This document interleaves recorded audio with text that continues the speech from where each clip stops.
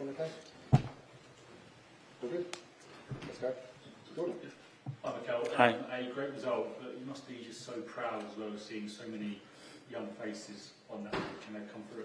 Yes, a really positive night in every sense, the result, the performance. We gave minutes as well to a lot of senior players and they really showed a lot of quality tonight. And on top of that, as you said, we gave the opportunity to quite a lot of academy players. They responded really well and it's just so fulfilling to see their faces, their reaction, how much it means to them. So, great night. Can I ask about Jack Porter in particular? He's broken so many records and just try and sum up what he was like in the build-up and what he was like when you told him that he would be starting. Well, we told him yesterday, and he was over the moon straight away. I think he spoke to his family, and yeah, they weren't prepared for that. It's a big step. It's a big occasion for them, and I think they were nervous about it. But I think he reacted really well. He was really composed yesterday in training today as well. His teammates really helped him as well on that, and what an experience, and what a way to break a record. Hi, Mikel. Hi. Just on Ethan, his first goals for the club, and with the second one, I think there was probably a moment where he could have passed, but Yeah. he was confident to shoot. I was just wondering what you felt about that moment and what that says about him. On the second one, I was really happy for him because he scored. I'm very happy because I know the reaction of his teammates if he wouldn't. So I think overall, again, I think he was really good. I think it was a really strong performance for him. I think he really feels part of us. You can tell that he's playing with that confidence, that belief, and the understanding of what he needs to do on the pitch. So very impressed. On the senior players, there were a few moments where maybe Gabriel, when he came on, was directing Maldini where to go. When I think in the first half, Jakob went up for a few headers instead of having Josh go for them. Yeah. Those moments, were they really key for you as well? So you had those senior players guiding the younger ones. Yeah, they were already doing it in training yesterday, giving them advice. I think the boys feel really comfortable with them because it's a magnificent group of players, and they can be themselves. If they have any fears, they can ask questions, and they will be happy to help. And it's great that they show that leadership as well, and that sense of caring, which is important, and we all need it at some stage in our careers. That was like a really good night for Raheem Sterling. Obviously, he got the goal, but the performance overall aside from that, what did you make of his debut? Yeah, it's very good. I think he's getting better and better. I think physically you can tell that he's making steps. The moment the game opened up a little bit, you know what he can do, how he can deliver. He was involved in a few goals, so very positive night for him. Mikel, just ask about David Raya, because obviously he didn't play and Jack Porter came in. Is he likely to play at the weekend? We don't know yet. What kind of is this a thigh injury? I understand, is that right? He's got a muscular injury, yes. Yes, sir. There's a few youngsters, well, a few young keepers around the club. What was it about Jack Porter that made you go for him and not a couple of the other options? Well, Jack has been training with us since pre-season, and we are confident that he could do the role. Obviously, he plays in the national team. We've seen what he can do, and we believe it was the right choice. A lot of fans will be now thinking, with Ethan, especially when early, he obviously makes the bench every week now.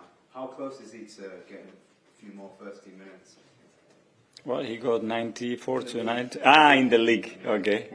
Let's go. It's another step. I think it's ahead of what anybody could expect. I think since in his journey with the first team, he's always ahead of what everybody expected. I expected as well. He deserves that, and he's part of us, so he will have the minutes.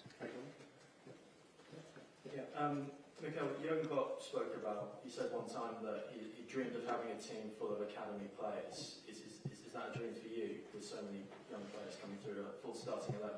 I have all the kind of dreams, but this is a nice one to have. You know, it's a possibility. What is a reality of a dream is the team that we have that I have to manage. And how many of these players have school in the morning?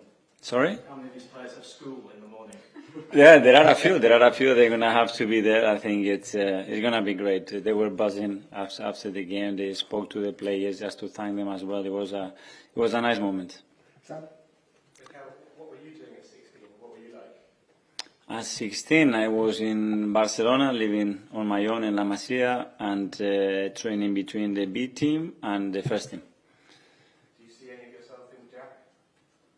In Jack, no, I wasn't thrown away like this. Well, I had a situation at 17 when I went to Paris, and I went from playing the B team to Paris, which was a big step. So I know a little bit how it feels. But I had a little bit more time to prepare than Jack, to be fair. Sorry? Did you talk to him about that experience? No, I haven't. No. Okay, last couple. Tracy here. Hi, Mikel. There's Hi. always a lot of talk about how relentless the schedule is. I mean, you guys have played three games in 7 days, I think it is. What I want to know is, how do you switch off from football because of the high pressures that you deal with week in, week out? Yeah. Well, at the moment it's not easy. Obviously, the time that we have at home with our families, because the rest of the day we are preparing one game, thinking about the next game, the lineups, the travel, the game scenarios that we can face, and how we can be prepared for that. So at the moment it's really busy, but it's what we want. You know, we had an incredible week in every sense. You know, emotionally, physically, in terms of learning as well as a coach. We have a lot of issues that we had to deal with it, and for what I had in my mind in the international break to actually what happened and the players were available, it was very different. So it's been good. Have you got any hobbies that you do in your spare time? Or? Well, my biggest one is to spend time with my wife and my kids when I have time. But yeah, tennis is one of them. I don't have a lot of time to play. My kids are trying to get me to play PlayStation, Mario Kart, these things, but I'm not a big fan of that yet. Okay, finally this guy. Hi, Mikel. Hi. This summer, a lot of youngsters have parted the club and decided to pursue their careers elsewhere. What do you think sets apart the current group of youngsters that you've got to those that have left in the summer? Well, I think it's the timeline in your career. You know that you start to dream or to pursue certain objectives, targets, and when you have accomplished them, you want something else. You know, and at that moment, if the team, the club cannot provide that, you need to do it elsewhere. It's something natural, I think. Okay, everyone. Thanks very much. Yeah, thank you.